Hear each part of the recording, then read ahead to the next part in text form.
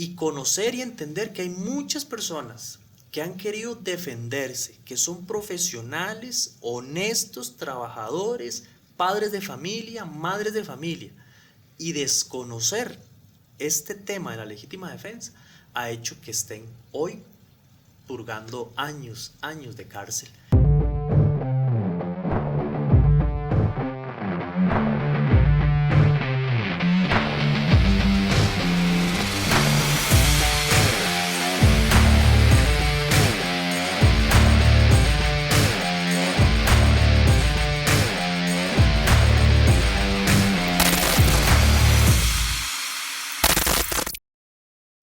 Saludos, señores. Saludos. ¿Cómo Saludos. estamos?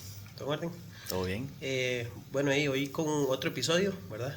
Gracias a Dios, trayendo ahí un temita a la mesa que yo estoy seguro que a la gente le va a gustar y le va a parecer bastante.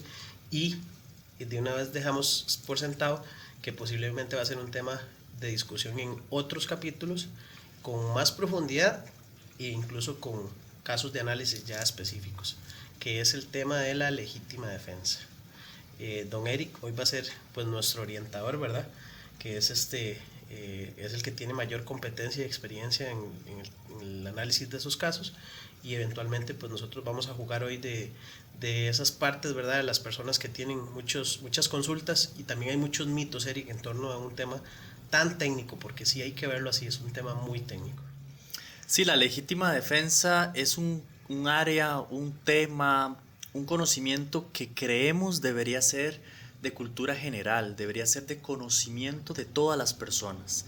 ¿Por qué? Porque en algún momento de la vida todos van a tener que defenderse de una u otra manera y empezamos a romper mitos.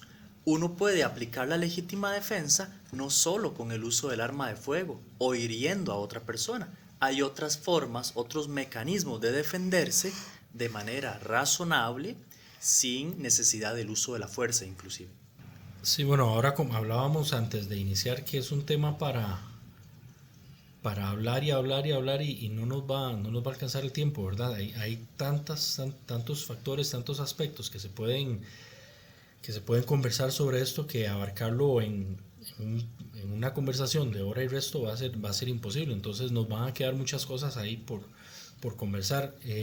Yo siempre le trato de comentar a la gente que el tema de la capacitación en lo que es el aspecto legal, yo siempre enfoco esta parte, el tema defensivo, como un trípode de 3 patas, porque un error que comete mucho la gente, digamos los portadores o la gente que anda en este tema de la defensa, es enfocarse en la parte previa a un enfrentamiento defensivo. Me dedico mucho a entrenar en el polígono, me compro la mejor arma, practico todo lo que tenga que practicar, pero muchos suelen no preocuparse por lo que viene después.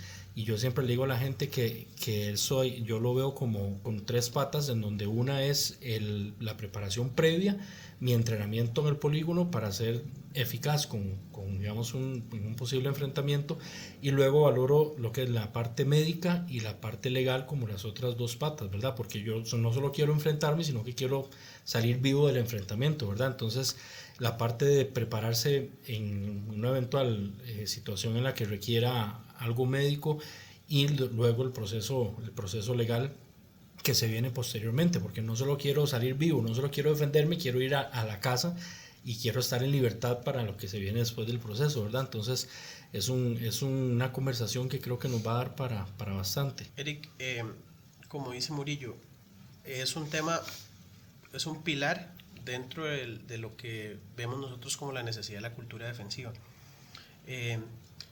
Yo quiero iniciar tal vez haciendo un llamado a las personas de que no necesariamente hay que ser portador de arma, no necesariamente hay que ser oficial de seguridad de alguna labor propia al ejercicio como tal, sino que cualquier ciudadano en cualquier momento se puede ver en una situación en la que tenga que tomar una decisión y eso tenga implicaciones legales en su defensa, ¿verdad?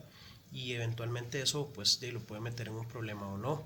Entonces, ya no limitarlo a decir los portadores y los policías deberían de saber de legítima defensa. Todos deberían de conocer este tipo de temas. Lo hablamos precisamente capítulos atrás con el caso del chofer de autobús que empuja al adulto mayor, lo bota y muere. Lo que el adulto mayor está alegando en este momento es que él actuó en legítima defensa y él no tiene nada que ver con la seguridad privada, ni porta un arma, ni es policía, ni nada. Es una persona civil que se gana su pan de cada día a través de su labor como chofer y se vio involucrado en un proceso donde eventualmente él creía que se estaba defendiendo ante una situación y que ahora lamentablemente va a tener que atravesar un proceso judicial muy largo, muy extenso, muy desgastante para establecer si hubo la legítima defensa por parte de él o si no hubo. Si no hubo legítima defensa, posiblemente sea condenado por ese homicidio. Si sí hubo legítima defensa, sería absuelto porque la legítima defensa es un excluyente del delito. Cancela la posibilidad de que sea sancionado.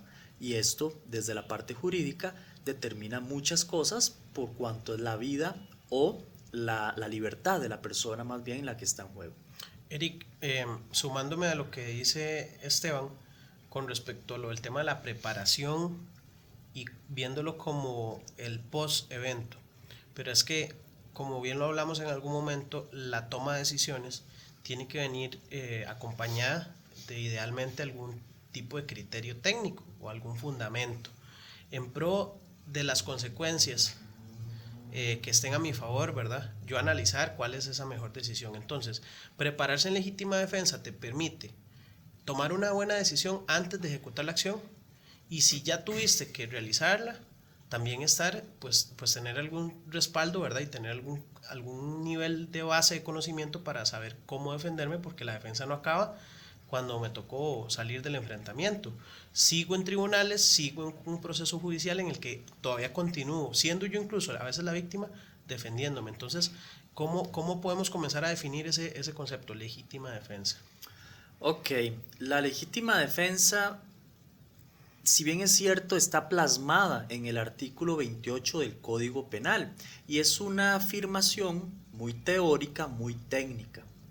Lo cierto del caso es que su interpretación a lo largo de muchos años se ha vuelto muy abstracta para los fiscales, para los defensores, para los jueces y mucho más aún para el civil común, que es el que ve un video y dice, legítima defensa. No hay legítima defensa. Y analiza la situación desde su criterio, desde sus mitos, sus creencias. El artículo 28 dice, no comete delito el que obra en defensa de personas o de bienes, propios o ajenos, siempre y cuando concurran dos elementos. El primero, que la agresión que me están cometiendo sea sin derecho. El segundo, necesidad razonable en la defensa empleada. Nada más.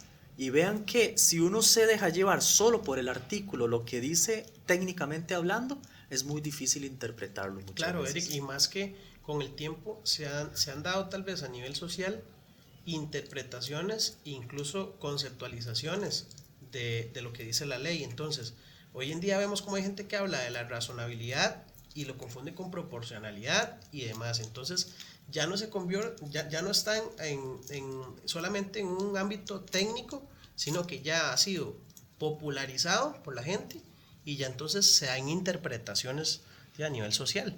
Entonces, muchas veces se cae en, ¿cómo te digo? Como en error inducido porque otra persona me dijo y no me di yo la tarea de estudiarlo.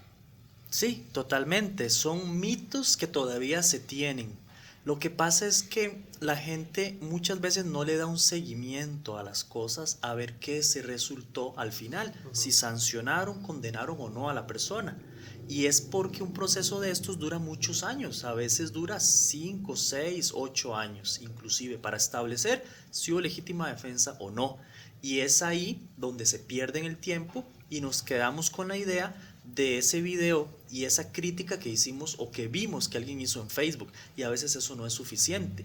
A pesar de todo esto, y para complicar más la situación, quienes juzgan son seres humanos con criterios, con interpretaciones, con vivencias, experiencias, con presiones diferentes. Hasta prejuicios. Hasta prejuicios. Y eso hace lamentablemente que complique un poco más. Y es curioso, Eric, porque también hasta qué punto todo eso que mencionas de los prejuicios y todos esos factores que van en esa toma de decisiones de los jueces han creado jurisprudencia, porque como comentaba Eduardo, el tema de la racionalidad versus la proporcionalidad es algo que en el Código Penal nuestro no existe, no está.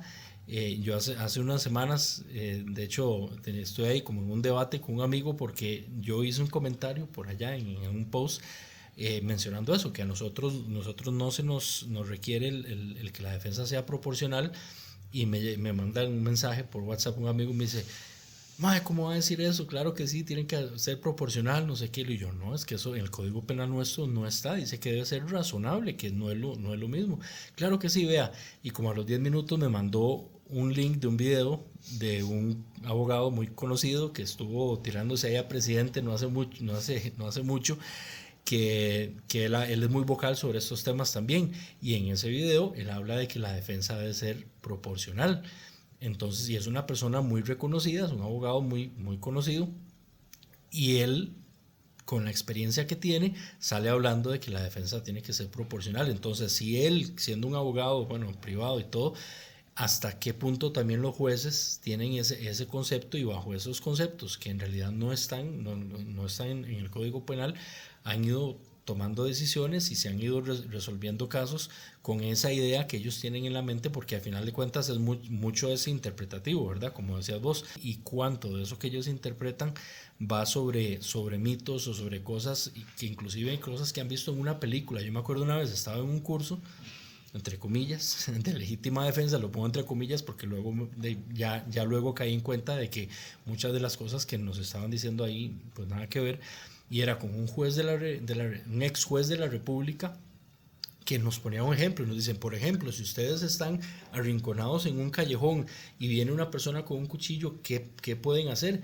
Y yo en mi mente yo estaba pensando, yo puedo sacar mi arma y dispararle, y lo que se dejó decir en ese momento es: por ejemplo, podrían tratar de dispararle en un pie. Un ex juez de la República, ¿verdad? Diciendo algo que seguro ha visto en las películas que puede pasar, y quién sabe cuántos casos más hay así, que toman decisiones de casos en los que una persona se tiene que defender basado en lo que han oído, en lo que han visto en películas, en lo que otras personas le han dicho, porque al final de cuentas no deja de ser un tema muy interpretativo, ¿verdad? Sí, totalmente. Y es que a lo largo de muchos años se ha venido teniendo ciertas creencias, y está bien, pero como en el derecho, siempre eso va cambiando, va evolucionando, se va modificando.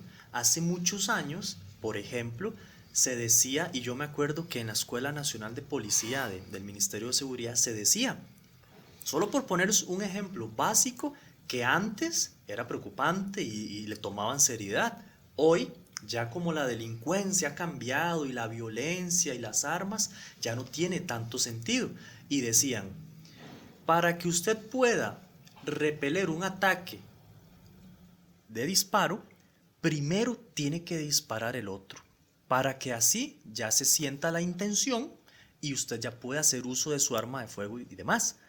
Vean qué concepción más loca, que en aquel entonces llenaba de temor a los oficiales. Eric, perdona que te interrumpa ahí, pero mucho de esto no viene a raíz de que, y con todo el respeto que se merecen, ¿verdad? Porque son antecesores en las materias, pero no se deberá a la inexperiencia de muchos instructores que no comprenden lo que es la realidad de un tiroteo. Correcto, y es que hay una inexperiencia desde el punto de vista operativo, y tanto así desde el punto de vista legal. Yo le digo siempre a los estudiantes, vean, no es lo mismo ver los comentarios en el Facebook, escuchar a una persona hablar, a estar en un juicio, a estar en 100 juicios y ver cómo los abogados debaten, cómo el juez pregunta, cómo la víctima se expresa, y al final lo que resulta en la sentencia, el criterio, el análisis que hacen los jueces. Eso, digamos, es en carne viva lo que realmente sucede a nivel legal. no alguien escribiendo en el Facebook. Y es complicado porque, como ya lo mencionamos, existen casos, por ejemplo, donde son 3 jueces los que analizan, valoran todo lo que tiene que ver con las pruebas y demás del proceso. Y entre ellos 3 igual no se ponen de acuerdo, porque cada uno tiene una interpretación diferente. ¿Cuántos procesos han habido en los que de esos 3 jueces, 2 condenaron a la persona porque decían que no había legítima defensa? Y ese otro juez salvó el voto diciendo que sí, que él considera que hubo legítima defensa. Pero son las mismas pruebas, las mismas partes del proceso, la misma ley para todos, y cómo inclusive no se ponen de acuerdo. Entonces vean lo peligroso y lo abstracto que puede ser este concepto, más si no lo tenemos o no lo acercamos a cierta claridad y andan personas por ahí exponiendo y diciendo cosas que tal vez no sean 100% reales. Eric, pero entonces podemos decir que la legítima defensa es un derecho. La legítima defensa es un derecho, sí, es una concepción un poco conservadora en Costa Rica. Y aprovecho la oportunidad para mencionar un poco de qué se trata o por qué nace la legítima defensa como derecho. Resulta y acontece que dice la Constitución Política de Costa Rica, así como muchas de Latinoamérica y el mundo, dice que el Estado, el gobierno, el aparato institucional, como ente que domina y controla un Estado, es quien está obligado a brindarme y brindarnos a todos la seguridad. La seguridad desde su concepto más amplio, ¿verdad? Seguridad física, alimentaria, laboral, de estudio, de todo. Eso está obligado el Estado a proporcionarme a cada persona. Desde el punto de vista de seguridad, de violencia, de criminalidad, dice la Constitución o dice el Código Penal, como el Estado no llega a tiempo a darme seguridad, voy a permitirle que cada ciudadano ejerza su derecho a defenderse mientras llega el Estado a cumplir con su labor. Como el Estado, como la policía no llega a tiempo cuando el ladrón me está asaltando, cuando me están apuñaleando, cuando están violando a una muchacha o lo que sea, como no llega a tiempo, démosle ese permiso de agredir a otra persona, de inclusive matarla. Vean qué fuerte, puedo matar a una persona mientras el Estado llega a cumplir con su trabajo. Por eso es un derecho innato, que ya nace automáticamente con la persona. Y la discusión se genera, por lo general, en que pude repeler ese ataque de manera razonable, o si pude hacerlo de otra manera, o si estaba bien matarlo, o no era necesario matarlo, o si, como él tenía un cuchillo y una pistola, no había razonabilidad. Y todos esos elementos son los que juegan un papel trascendental en ese análisis. Eric, yo creo que aquí tal vez es un poquito llamar a la conciencia a la población en general, de que tal vez trayéndolo de la manera más, ¿cómo te digo?, criolla posible, el Estado cuenta con el monopolio del uso de la fuerza y que eventualmente generan franquicias muy temporales y específicas para que el ciudadano obtenga, como vos decís, ese permiso para eventualmente hacer uso de la fuerza en función de la defensa. Lo que pasa es que eso no está por sentado y ya, o sea, después hay que pasar por un proceso para demostrar que yo verdaderamente hice uso de ese derecho de una manera justa, si se quiere ver. Lo que pasa es que muchas personas no comprenden y creen que, y por eso lamentablemente en redes sociales se celebra mucho, por ejemplo, el homicidio de alguna persona que se sospecha estaba cometiendo algún delito, y no comprenden que la persona que cometió, en este caso, la supuesta legítima defensa, va a pasar un proceso muy pesado, muy tedioso, claro, y que lamentablemente pues le va a cambiar la vida. Entonces, mientras muchas personas celebran en redes sociales, como se suele decir, uno menos, no se genera empatía alguna con la víctima y lo que se cree es que hay un beneficio social en ese tipo de acciones. Y no estoy demeritando para nada la necesidad de la legítima defensa, es llamar a la conciencia a las personas a que ese tipo de decisiones, si bien es cierto, muchas veces son pues, de manera fortuita, hay que hablarles de que hay que prepararse en esto, ser conscientes, y que el ciudadano que decida de verdad defenderse porque siente que lo necesita, pues va a pasar un proceso. Eso existe y eso no hay forma de quitarlo de la realidad, ¿cierto? Sí, totalmente. La ley aplica para todos por igual, inclusive si son policías los que se defienden, Correcto. si son oficiales de seguridad o si son personas civiles. En cualquier momento en el que hagamos uso de la defensa a través de una herramienta, o solo con las manos, o hasta verbalmente, con solo hablar, ya es automáticamente sujeto para ser parte de un proceso judicial. Y un proceso, como dice usted, desgastante, que lleva muchos años, un proceso donde las personas todos los días están pensando, ¿será que me voy a ir a la cárcel? ¿Será que no? ¿Me voy a salvar? ¿Será que sí? Y en ese debate que desgasta mucho.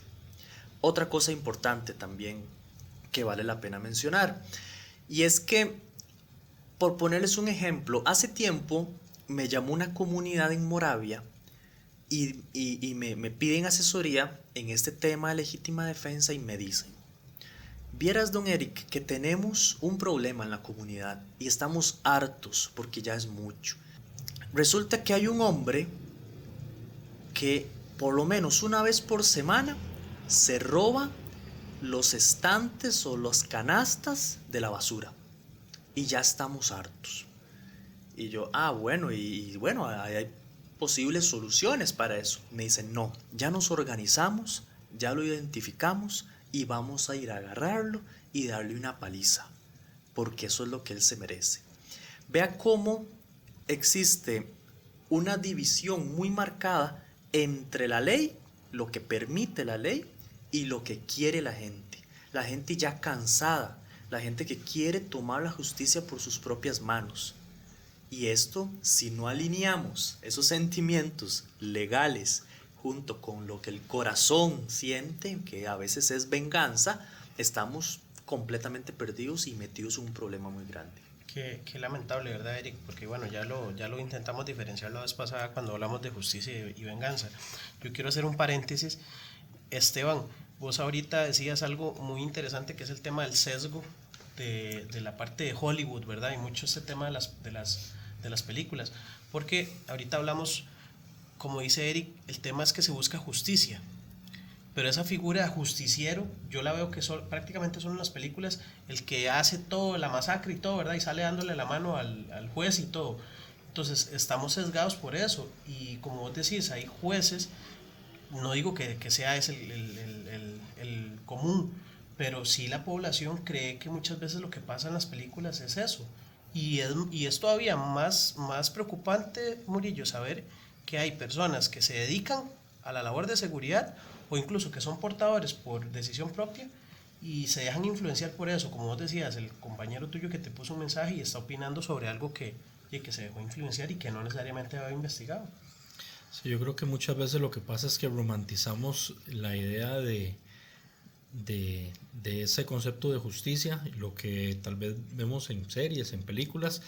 Inclusive mucha gente romantiza el hecho de hacer uso de un arma de fuego para defenderse. Hay gente que vive inclusive casi deseando que se le metan a la casa en la noche para hacer uso de su arma, porque este es mi castillo y aquí me defiendo yo y ojalá se meta alguien para defenderme, ¿verdad? Hay gente que vive con esa idea muy, muy romántica de lo que es hacer el uso de arma de fuego y no tiene muy en claro lo que se viene después de hacer un uso, ya sea un uso de arma de fuego o cualquier otra instancia en la que uno tenga que defenderse, y pasa mucho por ese tipo también de contenido que muchos tal vez de ahí consumimos, y a algunas personas pues les nubla un poco tal vez esa idea de justicia y ese concepto de lo que es la defensa, ¿verdad? No están muy conscientes de lo grave que se vuelve un proceso de este tipo, ¿verdad?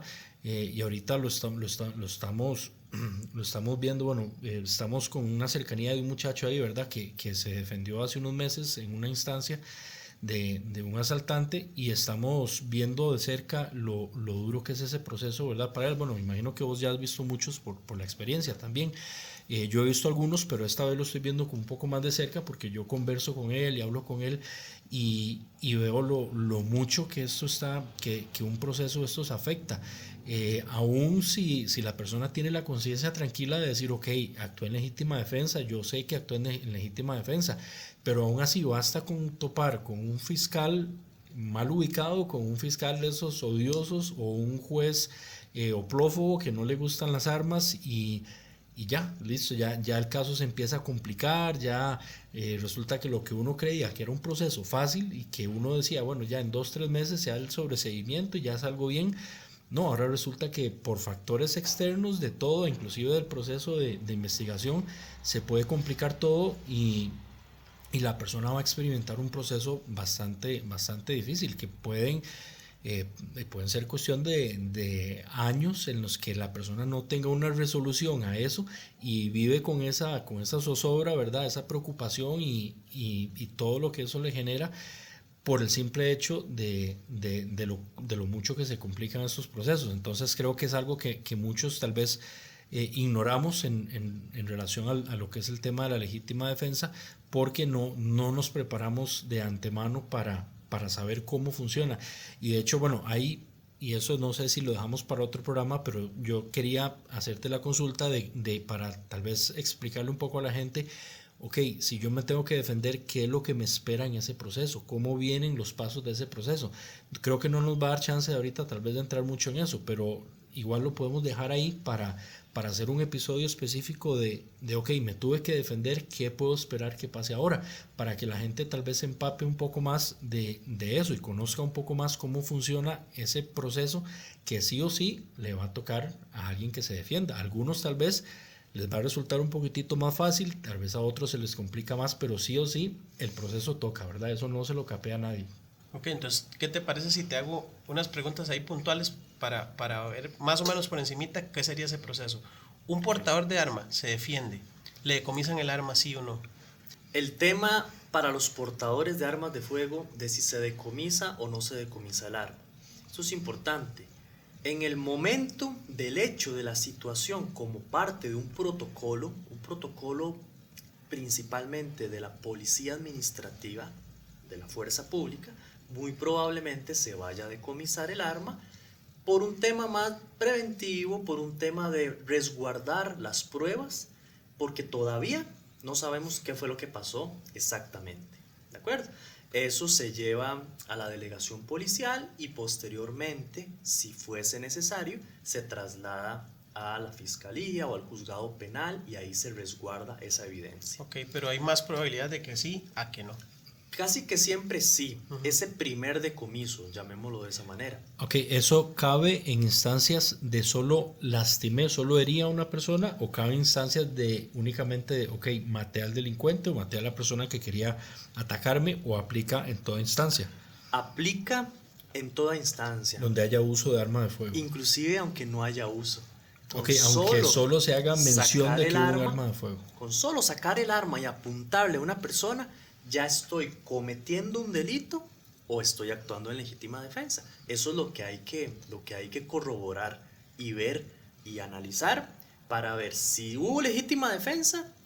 Recordemos que la legítima defensa, y es que hay que volvernos un poquito para este concepto, la legítima defensa excluye el delito.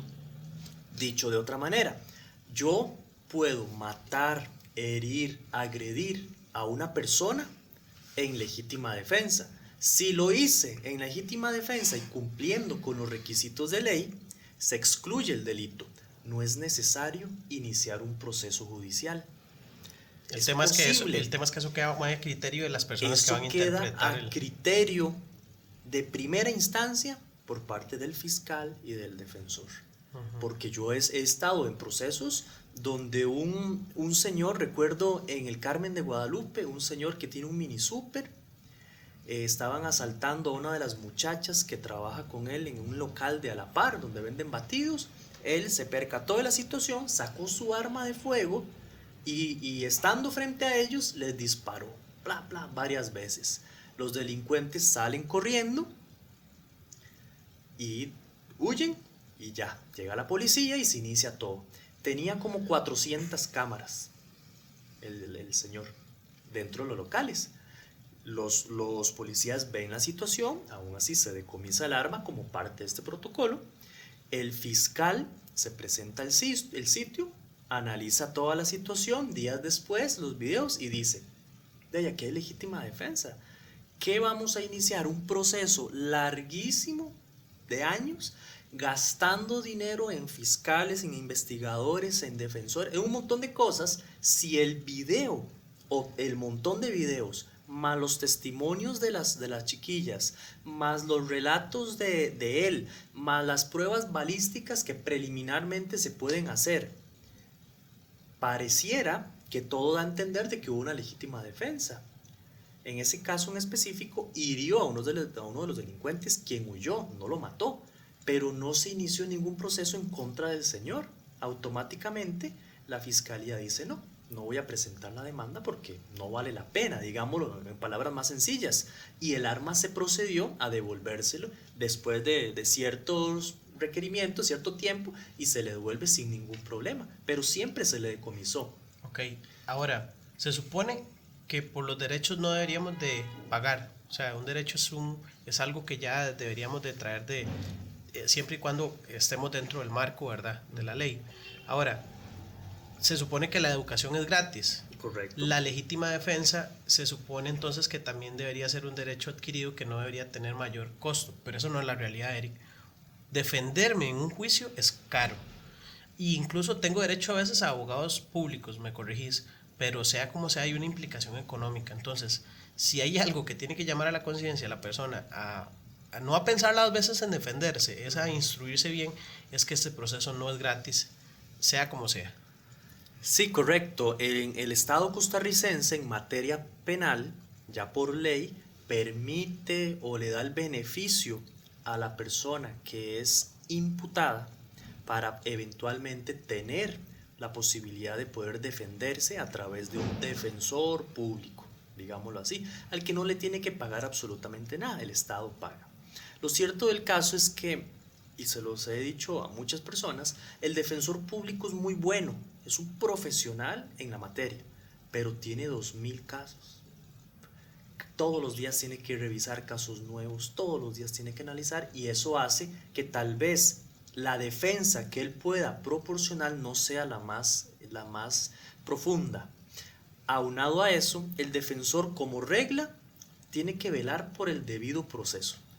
Eso significa realizar las medidas mínimas para que no se esté violentando ningún derecho ni ningún análisis de prueba del imputado. Hasta ahí.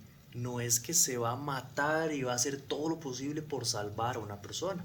Eso sí lo haría un abogado defensor particular o privado al que hay que pagarle. Lamentablemente, la materia penal, y cuando está en juego la libertad de una persona, o sea, que se puede ir a la cárcel o no, eso es muy caro. Son mucho dinero, muchos millones inclusive a lo que puede ascender un proceso de esos. Y Eric, bueno, tal vez porque antes de que se me olvide ese tema, que es curioso porque yo no sé si ese tema de los decomisos, del decomiso de arma, es algo que ya está establecido como el proceso estándar que se tiene que dar, porque yo sé de casos de personas que se han defendido y no les han decomisado el arma. Y no sé si eso va sobre tal vez de los policías que llegaron en ese momento. Y bueno, en estos casos obviamente no hubo muertes de por medio, ¿verdad? No fue que mataron a nadie, pero sí hubo disparos, sí hubo la presentación de un arma y no hubo decomiso del arma. Por eso me generaba la duda, porque sé de casos en los que no ha pasado. También sé de casos, por ejemplo, en los que en parte del proceso decomisan el carnet de portación del arma, para que esa persona no opte por poder portar si tiene una segunda arma y no lo haga. Sé de otras personas en las que no les decomisan el carnet de portación, simplemente dicen, no, tome, aquí está su matrícula, su carnet, el arma sí, porque es un proceso, va para el proceso de investigación. Entonces, como que hasta en eso no hay como un estándar, un consenso, porque he visto pasar ambas cosas, ¿verdad? Entonces, no es como que hay una regla que uno ya sabe a lo que va, porque también depende mucho de quién llegue ese día. En el caso, digamos, si uno tuviera que hacer uso del arma o presentar el arma en alguna circunstancia, ¿verdad? Sí, yo creo que tiene que ver mucho con un desconocimiento, tal vez una falta de capacitación por parte de muchos funcionarios policiales, inclusive fiscales. Eso es importante que todo el mundo lo entienda.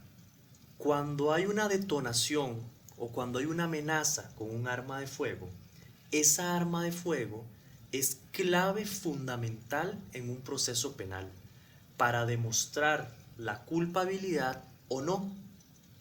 Imaginémonos que hace esa detonación del arma de fuego, llega un oficial, no le decomisa el arma y al día siguiente, simple y sencillamente, esta persona que detonó el arma y tal vez hirió a una persona, esconde el arma o elimina, bota, destruye el arma y no tenemos en un proceso judicial el arma, el elemento más importante de este análisis, que es el que va a establecer cierto ligamen con la persona y con todo lo que pasó.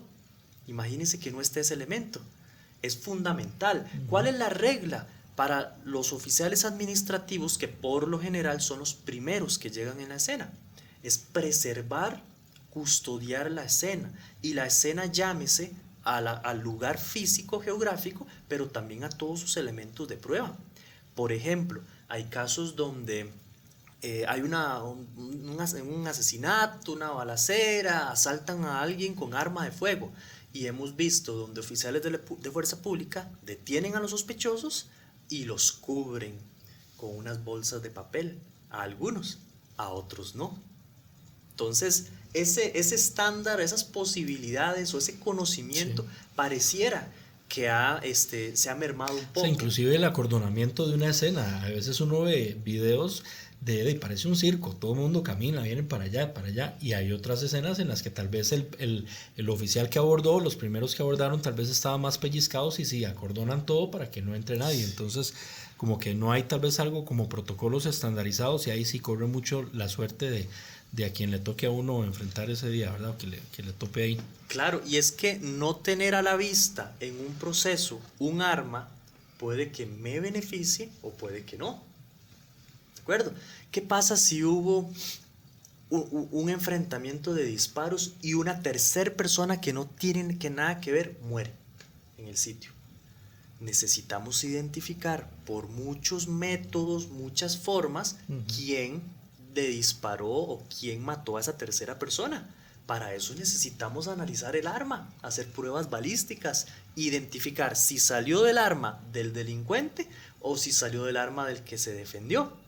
Todo eso hay que hacerlo. Si no tenemos ninguna de las dos armas, puede que me beneficie, puede que me perjudique, pero por eso es importante prevalecer todo en todo momento. Y es que una escena o un escenario a nivel criminalístico no necesariamente tiene que estar involucrada una persona muerta. Repito, con solo el hecho de que yo desenfunde mi arma en una discusión de choferes, de conductores típicas en Costa Rica, y le apunte a otra persona, ya creé una escena y ya puedo ser sancionado. Si yo le estoy apuntando a esa persona con un arma amparado ante las reglas de la legítima defensa, perfecto, lo hice bien. Si no, ya cometo un delito que, por ejemplo, en este caso se puede llamar amenaza con arma de fuego, y ahora los fiscales está de moda que los fiscales digan que es tentativa de homicidio, inclusive, y vean qué grave, tentativa de homicidio. Eso es un delito gravísimo con una pena, una sanción de muchos años de cárcel. Eric, hay un concepto que también gira en torno a este tema de la legítima defensa, que es estado de necesidad. ¿Está dentro del proceso o del derecho de la legítima defensa, o es un concepto legal aplicable por separado? ¿Qué tal vez nos podrías explicar al respecto? Ok, el estado de necesidad es un concepto paralelo que tiene el mismo espíritu de la legítima defensa, pero con reglas diferentes o con alcances diferentes. En Costa Rica existen varios conceptos o varios momentos que pueden eximir a una persona de su responsabilidad penal. Por mencionar 4, está la legítima defensa, que es el tema que nos ocupa, está el estado de necesidad, está el cumplimiento de un deber y el permiso del derechohabiente. Todos esos 4 conceptos son excluyentes del delito, matan o cortan la antijuricidad, que es uno de los elementos fundamentales en esa teoría del delito o en ese análisis que realizan los jueces y los fiscales y los defensores y todos los abogados. Si se corta esa teoría del delito y no se está en presencia de un delito, no hay necesidad de juzgar nada y por ende se hace el sobreseimiento o inclusive después de varios meses se podría absolver a una persona. El estado de necesidad y la legítima defensa son ambos excluyentes del delito, que rompen, dañan, perjudican la antijuricidad a nivel legal y como la antijuricidad es un elemento de esa teoría del delito, entonces cortan la teoría del delito y no estaríamos en presencia de nada. La diferencia es que por mencionarlo rápidamente, en el estado de necesidad dice la teoría que es posible que una persona pueda lesionar un bien jurídico de menor valor para salvaguardar uno de mayor valor. Es diferente en el estado de necesidad que la legítima defensa. La legítima defensa me permite lesionar un bien jurídico de igual valor al que está siendo agredido o dañado. Por ejemplo, mi vida es la que está siendo agredida, yo le quito la vida a usted. Son elementos o son bienes jurídicos iguales. En el estado de necesidad, ¿no? Me permite la ley poder lesionar un bien jurídico de menor valor para salvar uno de mayor valor. Eric, tal vez ahora que estás tocando ese tema de mayor valor, menor valor, tiro una pregunta que es una de las más comunes que lee uno en redes sociales, o tal vez uno de los mitos más comunes que la gente, muchos tienen el concepto de que la legítima defensa solo ampara, o que el derecho, digamos, a defenderse solo ampara cuando se está defendiendo la vida. Se deja por fuera, mucha gente dice que no hay derecho a defender, digamos, mis bienes, mi patrimonio, no tengo derecho a defender, qué sé yo, el robo de mi vehículo. Hay gente que tiene esa noción de que lo único que puedo defender es la vida, que cualquier cosa que no caiga dentro de eso no lo puedo defender. Entonces, tal vez para aclarar un poco ese mito, ¿dónde cae la defensa del patrimonio, de los bienes, desde un teléfono en la calle hasta el carro que me lo sacan en la noche de la casa? Excelente esa pregunta, y es que ha generado muchas veces ese debate o esa crítica de si puedo defender mi teléfono o mi vehículo. Y hay gente que dice que no, hay gente que dice que sí. Lo cierto de caso es que nos tenemos que apegar a lo que dice la ley. Y la ley no hace ninguna distinción en si es la vida, el cuerpo, el honor, los bienes materiales o lo que sea. La regla aplica para todos, por igual. ¿Dónde es el meollo del asunto y cuándo es que se genera ese desconocimiento que manda a muchas personas a la cárcel? En la razonabilidad. ¿Cómo defiendo mi vehículo y cómo defiendo mi teléfono? Si yo voy caminando por la avenida central mandando un mensaje, cosa que no se debe hacer, y pasa un delincuente, me arrebata el teléfono y sale corriendo, ¿puedo o no puedo defender ese teléfono? Sí lo puedo defender, pero ¿podré sacar un arma de fuego y dispararle? Porque es un delincuente y se está llevando mi patrimonio. No aplica. ¿Por qué? Porque la vida humana, en ese análisis jurídico que van a hacer los fiscales, los defensores y los jueces, la vida de una persona, de un delincuente, jamás va a estar por encima de la agresión o del daño que está provocando, o sea, el robo de ese teléfono. ¿De acuerdo? Puedo correr detrás del delincuente, agarrarlo, someterlo y recuperar mi teléfono. Eso sí, eso ya es más razonable, porque no le estoy causando una agresión, le estoy privando de su libertad por un momento versus el bien jurídico material que me está sustrayendo, eso sí. Pero acerquémoslo más. Podré someterlo, quitarle el teléfono, amarrarlo y que entre 10 personas lo golpeemos y lo pateemos. ¿Será posible? ¿Hasta dónde llega ese permiso o ese derecho que me da el Estado de defender mi patrimonio, mis bienes, mi vida? Este es uno de los errores más comunes. Hace unos años, en pandemia, en Atillo, en uno de los Atillos, ingresó un chavalo sin nada, sin cuchillo, sin pistola, sin nada, y agarró una chilera de esas de vidrio, de las grandes. La agarró y amenazó al cajero de una carnicería y le dice: deme todo lo que tiene o lo reviento con esta chilera. Entonces el cajero levanta las manos asustado, porque si bien es cierto la chilera no es una pistola, pero podría provocar daño. En ese momento otro de los carniceros se desplaza sigilosamente por detrás, llega donde está este mae, este delincuente que está pretendiendo o está tentando robar, le hace un candado chino el carnicero, lo bota al suelo. En ese momento, cuando lo bota al suelo, cesa esa tentativa de agresión. Hasta ahí llega mi derecho a defenderme ante ese posible agresión que se iba a generar. Pero ¿qué hicieron en la carnicería?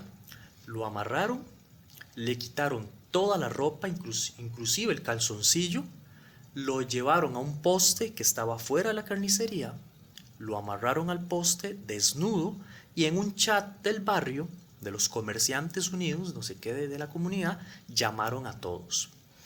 Hombres, mujeres, niños, adultos mayores se hicieron presentes para ver al delincuente y entre todos lo vapulearon con palos, piedras, chilillos, patadas y casi lo matan. ¿Hasta dónde llega mi derecho a defenderme en un bien jurídico patrimonial o material? Este es como esa interrogativa que nos genera. ¿En qué momento el Estado me proporciona, me da ese derecho a defenderme y cuándo ya no? Todo lo que hagamos después de ese momento que el Estado me permite defenderme ya es un delito.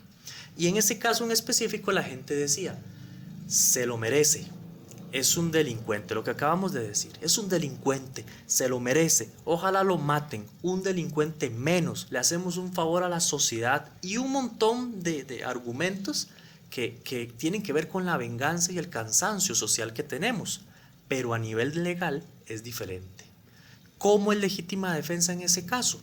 Someto al agresor, le privo de su libertad por un momento mientras el Estado llega a cumplir con su trabajo, porque el Estado no llega a tiempo. Hasta ahí es necesario vapulearlo, golpearlo y casi matarlo, versus la tentativa de agarrar una chilera y pedirle el dinero al cajero.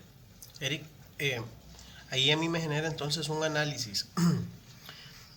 El tema de la legalidad es una herramienta aplicable caso por caso y momento por momento, porque entonces yo no podría justificar la montaña de delitos que pueda tener una persona en su expediente para decir que en el momento en el que lo veo, yo ya sé que él los cometió, pero yo no puedo en ese momento ir a intentar juzgarlo por mi mano porque ya yo sé todo lo que él hizo. No, o sea, tiene que ser en el momento, ¿verdad? Y que existan pruebas para eventualmente poder ejercer, hablando específicamente del derecho a la legítima defensa, eso. Porque entonces también pasa de que se alega que se tomó un delincuente de estos porque se sabe que asaltó a una señora. O porque se sabe que es sumamente violento. Ajá, entonces se cometen errores de ese tipo y lamentablemente la frustración de la persona promedio le hace repeler entender este tipo de conceptos, porque cuando uno se topa a una persona que uno le dice no, eso no está bien, te dice, ay, entonces ¿qué? ¿Los está defendiendo? No, yo no estoy, yo estoy a favor suyo, entiéndame que yo lo que no quiero es que usted juegue fuera de las reglas del sistema, porque ahí es donde se ve perjudicado el ciudadano y ahí es donde nace la famosa frase, pero a los delincuentes no les hacen nada. No es eso, Eric. Es que hay que entender que que, o sea, para jugar el juego hay que saberse las reglas. Y el tema de la legalidad son las reglas. Sí, correcto, correcto. Volvemos a ese desconocimiento que hay. Dicen que quien juzga son los jueces, no nosotros. Y eso ya es suficiente como para hacer conciencia y no asumir cosas o no tomar la justicia por nuestras propias manos. Y aún así, vea qué interesante, puede haber un sicario, un asesino, que cada uno de sus homicidios, dependiendo de las circunstancias, puede que sea juzgado por aparte. Puede que sea juzgado por un homicidio que tuvo en Limón, por parte de unos jueces, puede ser juzgado por otro homicidio que hizo en Punta Arenas, y por aparte puede ser juzgado por un robo. Son 3 elementos, circunstancias, casos diferentes, y eso motiva a que hayan 3 análisis diferentes. En ciertos casos de crimen organizado sí se puede unificar todo y es un solo tribunal el que lo juzga, pero son casos como más estructurados, más estructurados, más grandes, porque todo viene, por ejemplo, ordenado por un mismo líder. Tiene un hilo. Entonces une todos los casos.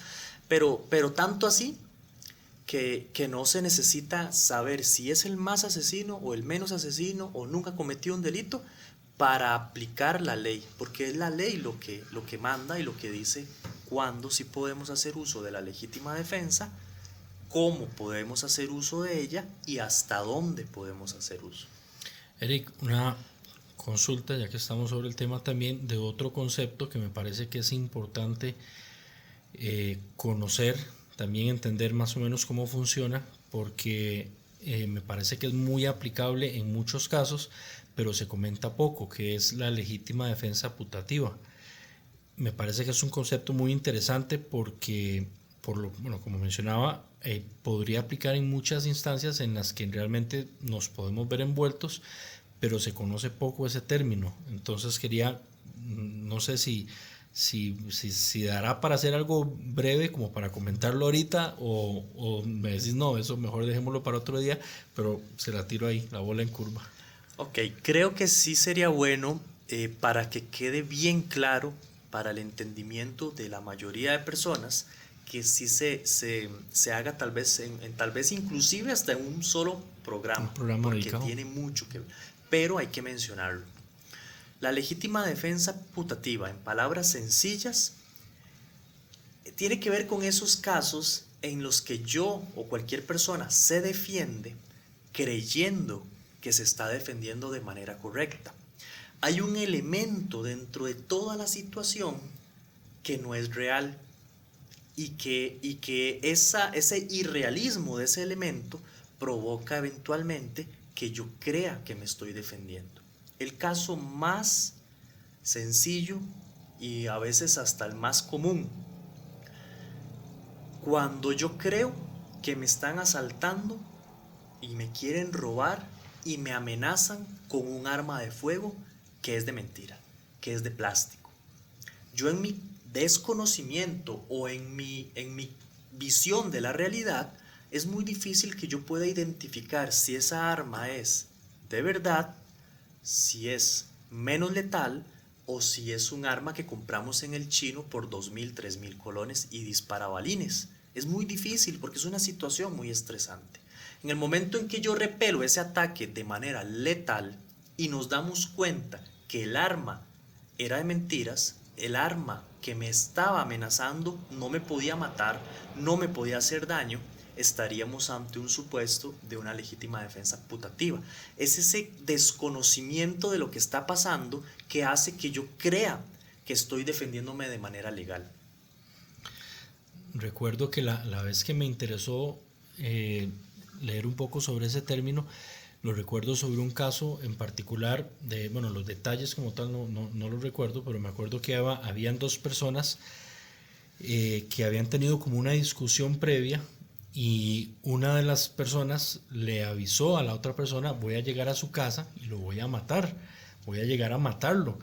Y resulta que la persona le dijo: bueno, aquí estoy, aquí lo espero. Venga. La persona que lo estaba esperando tenía un arma de fuego. También. Y cuando la otra persona llega al frente de la casa y le grita y ya todo el despelote, el de que está dentro de la casa sale Y en esa discusión, el que había llegado lleva su mano adentro de como a sacar un arma de fuego.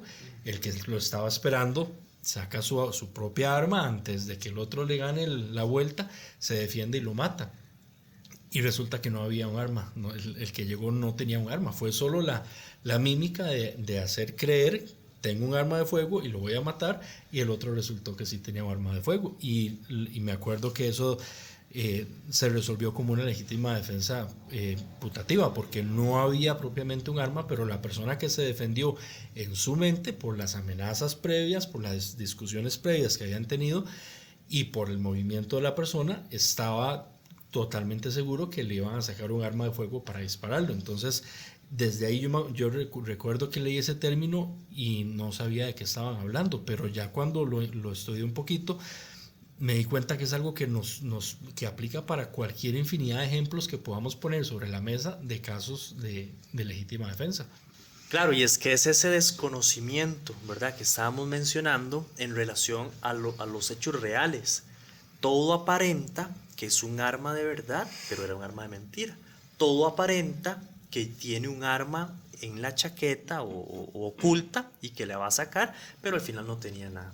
Esa legítima defensa putativa activa otro concepto en el derecho que se llama el error de prohibición. Este error de prohibición puede ser vencible o invencible. Si yo tenía manera, yo defendiéndome, si tenía forma o tenía manera de identificar si era de verdad o no era de verdad el arma, no hay legítima defensa. Si no tenía forma de identificarla, sí hay legítima defensa y aplicamos las reglas de la defensa. Si había manera de identificarlo y aún así sabiendo continúe hacia adelante con mi defensa, no habría legítima defensa. Es muy sencillo el análisis. Ese error de prohibición no es que dice que hubo legítima defensa pura, 100%, porque las reglas de la legítima defensa dicen que la agresión tiene que ser real, tiene que ser de verdad. Si decimos que hubo legítima defensa, estaríamos cambiando la teoría, los preceptos que vienen en el código, y estaríamos diciendo que, bueno, no era tan real la agresión, entonces no importa, dejémoslo pasar. Sino que eso activa a nivel de la culpabilidad, que es otro elemento de la teoría del delito, que permite que la pena se pueda reducir inclusive a cero. Es culpable por el homicidio, porque no hay legítima defensa, o sí hay legítima defensa putativa, pero en la culpabilidad, que es el último elemento de la teoría del delito, se puede sancionar al infractor con una condena de cero inclusive. El juez tiene esa discrecionalidad para poder bajar, subir la sanción dependiendo de las circunstancias. Y insisto, hay muchas interpretaciones. Puede llegar un juez y dice, es que no hay legítima defensa, Murillo, porque usted tenía que esperarse hasta ver el arma. Como usted no se esperó, usted es culpable de un asesinato. Ahí no hay legítima defensa. Ve qué interesante. Podría ser una de las razones o uno de los criterios que tenga un juez. Y es curioso porque, digamos, en ese caso que vos estás comentando de que bajo ese criterio la condena puede reducirse a cero, todavía sobre el papel hay una condena, pero se reduce a cero. Entonces, si yo obré bajo ese marco, digamos, de legítima defensa putativa, ok, la condena la determinan que baja a cero, voy bien, pero ya hay una condena, o sea que ya no puedo tener arma de fuego, ya sí, pierdo mi derecho. Correcto. A poder comprar un arma de fuego, porque uno de los requisitos para yo poder tener un arma de fuego es que no puedo tener antecedentes. Te mancha la hoja de delincuencia. Te mancha porque estás condenado. Sí. A la hoja de delincuencia o al registro judicial no le interesa si fueron 10 años, 5 años. Simplemente está la condena o no está la condena. Te mancha la hoja de delincuencia. Es una situación muy lamentable. Aquí han habido muchos casos, inclusive para empeorar un poco más la situación, de oficiales de policía o oficiales de seguridad, que para ejercer su labor necesitan poder cumplir con los requisitos para portar un arma. Y el hecho de tener una condena, aunque no hayan sido enviados a un centro penitenciario, le mancha la hoja y por ende no pueden laborar en seguridad privada o en seguridad pública porque no tienen permiso de portación. Entonces complica más laboralmente la situación. Yo creo que eso definitivamente se merece un capítulo, que es el tema de, obviamente, la parte de los requisitos de la portación, pero también el ligamen de la parte legal. Claro. Porque, o sea, de hecho, por mencionar por encima, una persona que tenga no un caso, sino que solo una denuncia de violencia doméstica, ya prácticamente pierde sus armas, ¿verdad? Pero bueno, eso va a quedar para otro caso de análisis. Vean, para mí, de los temas que más provecho se le saca, pero es que es tanta la sustancia, Eric, que en realidad a esto hay que estructurarlo.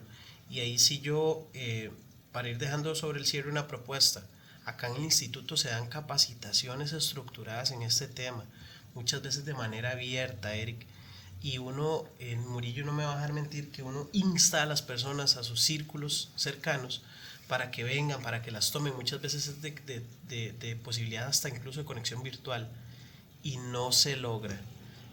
¿Qué motivación podríamos dejarle un mensaje ahí a la gente, Eric, para que verdaderamente, o sea, ya comencemos a ponernos las pilas a conocer este tema? En el momento en que interiorizamos y nos damos cuenta de que si no sabemos o no conocemos de la ley, podríamos morir o irnos a la cárcel, es motivo suficiente para aprender, para preocuparnos por capacitarnos y medio entender cuándo sí, cuándo no. Y no estoy hablando solo de las armas de fuego, ¿verdad? Porque siempre lo asociamos. Pero ¿cuándo le puedo meter un puñetazo a una persona? ¿Será que con solo que me vea y me diga algo es suficiente, motivador, generador para pegarle a una persona? Y máxime si vamos ya a áreas más de violencia y de muerte. Solo el hecho de saber de que somos propensos a caer en una situación de esas, no solo por la violencia y la criminalidad, sino por las situaciones cotidianas, creo que ese es el mejor motivante, saber y conocer y entender que hay muchas personas que han querido defenderse, que son profesionales, honestos, trabajadores, padres de familia, madres de familia, y desconocer este tema de la legítima defensa ha hecho que estén hoy purgando años de cárcel, y eso tan sencillo que hubiera sido como leer un poco o asistir a una capacitación. Y es que desde el primer capítulo lo mencioné, el tema de la defensa, de esta cultura defensiva, siempre tiene que ir ligado a tres grandes áreas: a la parte operativa, que tiene que ver con el uso del arma, la defensa personal, los primeros auxilios, con todo esto que es la parte más emocionante de todo esto, la parte psicológica y la parte legal. Y lamentablemente, de todas las personas que creen en la cultura defensiva, la mayoría le ponen atención a la parte operativa, entrenan, practican, pero la minoría le pone la atención a la parte legal, siendo que las tres tienen que ir mancomunadas para salir ilesos, para salir bien ante una situación. Totalmente de acuerdo.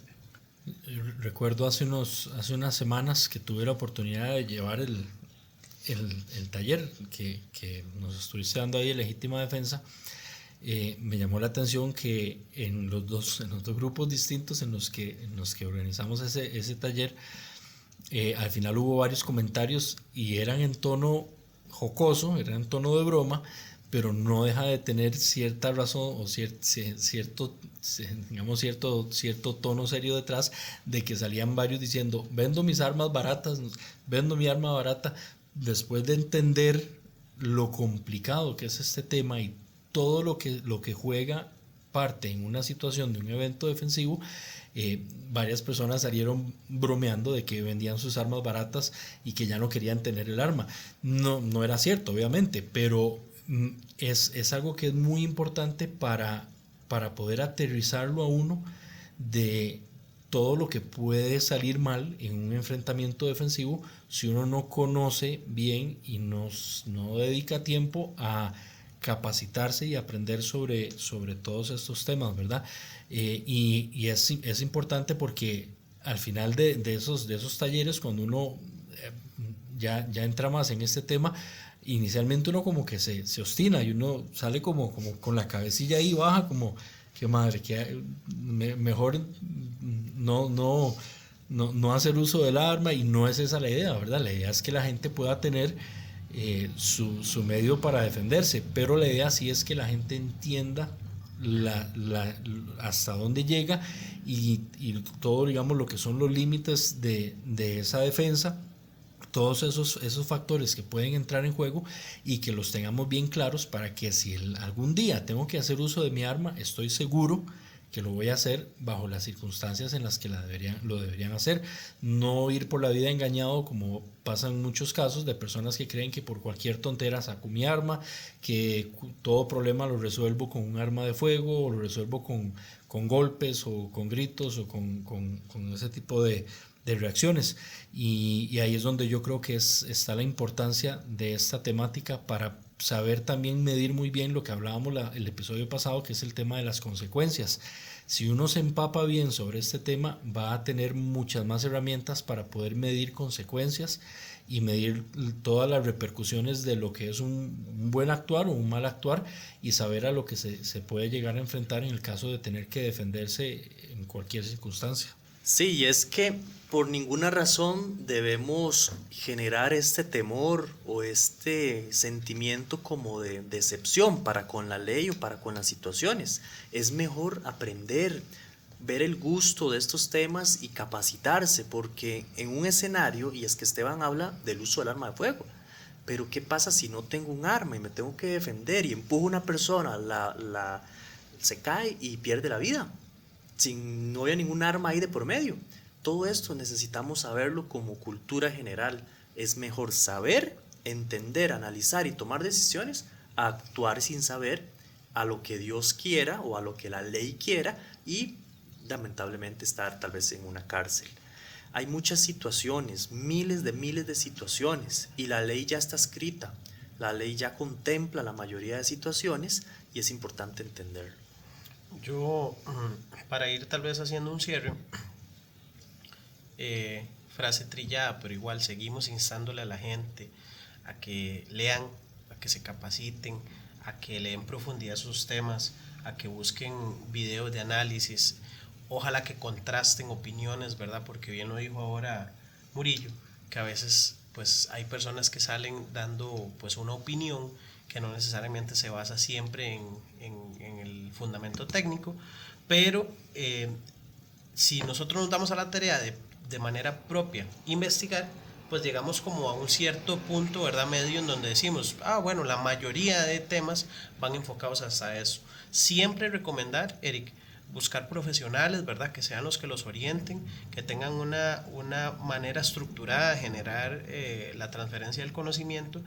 Y tal vez como tip, existe una página, ¿verdad?, del Poder Judicial, en donde eventualmente se puede estudiar casos ya con sentencias realizadas, en donde podríamos eventualmente leer jurisprudencia y demás, y en donde la persona que de verdad le gustan estos temas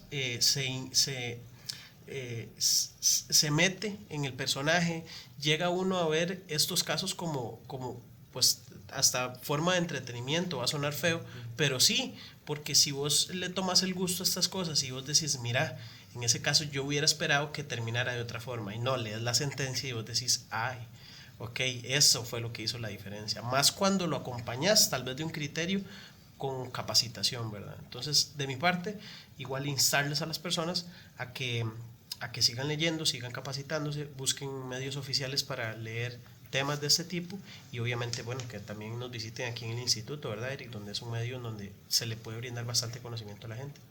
Sí, eso de los profesionales o las personas que están capacitando en distintos temas, sí hay que tener mucho cuidado. Yo a veces invito a la gente a que escuche a todo mundo, sea bueno, sea malo, escuchen. De tanto escuchar a tantas personas, se van acomodando inevitablemente en una línea correcta. Mucho cuidado también con los videos de YouTube, porque de pronto el tema de la legítima defensa se convierte en un tema de voz populi, igual que el fútbol, igual que la política. Todo mundo quiere opinar, todo mundo sabe del tema, pero como les dije desde el principio, la realidad es otra. La realidad la conocen, la saben las personas que están en un juicio, que todos los días ven y escuchan las declaraciones, los análisis, los hechos. Y la jurisprudencia, que era lo que usted mencionaba, es una forma de recrear situaciones de manera escrita para no ir a un juicio y de entender muchas cosas. Aún así nos podemos sorprender porque, repito, son seres humanos, los jueces tienen criterios diferentes y ahí está en la jurisprudencia, se puede ver donde de 3 jueces uno tuvo un criterio, el otro tuvo otro criterio y demás. Pero entre más lectura, entre más capacitación, siempre nos va a beneficiar. Eric, yo ya para darle la palabra a Murillo para el cierre, ese llamado del cuidado de los videos yo lo dirigiría hacia el tema de la crítica, porque hay muchas personas que analizan un caso que acaba de pasar, y ya están diciendo, va preso, va libre, y eso es en lo que tal vez no tenemos que caer, no porque no podemos generar opinión, es porque eso puede dirigir a un error a personas que crean que eso es así. Es muy diferente analizar casos anteriores en donde ya hay sentencias de por medio, en donde uno puede generar alguna orientación de por qué y cómo se dieron esas cosas, y siempre acompañado de un fundamento técnico, ¿cierto? Entonces, correcto, no es nada más decir, bueno, es más bien el llamado a no crear todo lo que se dice, todo lo que está en redes, ¿verdad? Porque lamentablemente muchas personas se van, como vos decís, por el tema tendencioso. Y también es interesante porque muchas veces se saca del contexto en el que sucedió ciertos eventos, porque hoy, como todo está tan a la mano y tan disponible, resulta que llega un video de algo que pasó en otro país, y en ese otro país resulta que a esa persona lo están procesando y resulta que al final no era legítima defensa, pero ese ejemplo lo traen para hacer un debate tal vez en otra región donde dicen, ven, que no era legítima defensa. Dice, ok, bueno, eso fue allá, pero ese país puede que no tenga el mismo código penal o el mismo marco, aunque en general son muy parecidos, pero por ejemplo, y el otro día hablábamos del caso de Colombia, en el Código Penal de Colombia a ellos les exigen que la defensa sea proporcional, y si no me equivoco, en Latinoamérica creo que es el único país en el que todavía les exigen que la defensa sea proporcional. Entonces un caso de un evento defensivo que sucedió en Colombia, puede que el desenlace no aplique para un análisis nuestro acá en Costa Rica. Entonces, igual, porque hemos tenido la dicha que el programa lo ha estado viendo personas de otros países, ¿verdad? Como se transmite en el programa, en el canal de la página, en la primera línea, los han seguido personas de otros países. Entonces, la recomendación también es que analicen bien esta información bajo el marco legal que le corresponde a usted. Si usted es de Colombia, de México, de España, que por ahí vi que nos comentó alguien de España, analice bien todo esto bajo lo que a usted le corresponde en su marco legal, porque lo que estamos hablando aquí puede que no sea lo mismo para ellos allá. Entonces siempre quien le toque empaparse de todos estos temas, hacerlo bien y hacerlo bien informado dentro de lo que le corresponde, para que no vaya luego a resultar que nos digan, no, es que la información que ustedes dieron, eso no es correcto. No, es que tal vez no es lo mismo en el contexto suyo, tal vez para el contexto donde usted vive, en el país suyo, tal vez los pormenores sean un poco diferentes. Entonces siempre cualquier persona de donde sea que nos escuchan ahí en el programa, siempre empaparse de esos temas bajo el marco legal propio suyo, porque es algo donde también pueden haber cosas que cambian bastante. Erika, ¿alguna recomendación de cierre? Tal vez usted se está preguntando si le podré disparar a una persona por la espalda, si le podré disparar o defenderme de una persona que ingresó a mi hogar, tenga o no tenga un arma, si le puedo disparar o quitarle la vida a alguien que me quiere atacar con un cuchillo, si le puedo disparar al que se robó mi carro, si le puedo disparar a una persona un día, 2 días después de que me asaltó. Todas esas interrogantes es parte de lo que queda o va a quedar ahí en el aire para futuros programas. Que importante mencionar, el tema de la legítima defensa es muy amplio, muy abstracto, y hay miles de casos muy puntuales en donde cada uno hay que analizarlos. Si hay reglas básicas, lo que dice el código y lo que dice la jurisprudencia, pero esperemos poder abarcar un poco en otros episodios ciertas dudas o inquietudes generales que se han creado desde hace muchos años, esto en beneficio de todas las personas. ¿Algunas palabras, Murillo, para el cierre? No, igual, no queda más que instar a la gente a aprender, capacitarse, analizar todo esto desde ese enfoque legal que es tan importante. Creo que más recomendación que esa no se le puede dar a las personas para que esta información les quede ahí siempre presente. Todo eso que mencionaba son episodios que tenemos ahí y que dan para conversaciones largas, ¿verdad? Entonces, ahí iba contando, iban como 5 episodios de eso que estabas diciendo, que ya tenemos ahí en lista de temas que vamos a desarrollar. Entonces, ahí pues a los que les interesa también el tema, pues para que lo tengan presente, porque ahí los vamos a ir tocando.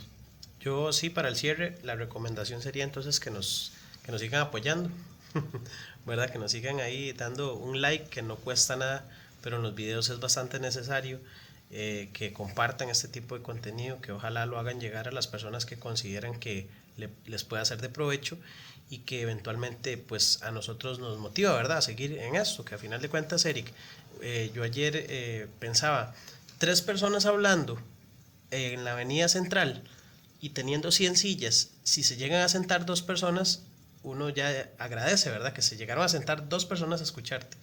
Y por dicha hay más gente, hay más de 2 personas escuchándonos, entonces nosotros estamos motivados a seguir. La frase de hoy, ¿verdad?, muy ligada al tema de la legítima defensa. Muchas veces hemos hablado que somos emocionales, ¿verdad?, pero a veces cuál es la emoción que verdaderamente nos mueve. Entonces, un verdadero guerrero no lucha por odio a los que tiene enfrente, sino por amor a los que tiene detrás. Proverbio guerrero. Señores, muchas gracias. Estamos. Muchas Nos gracias. vemos en el próximo capítulo. Nos vemos.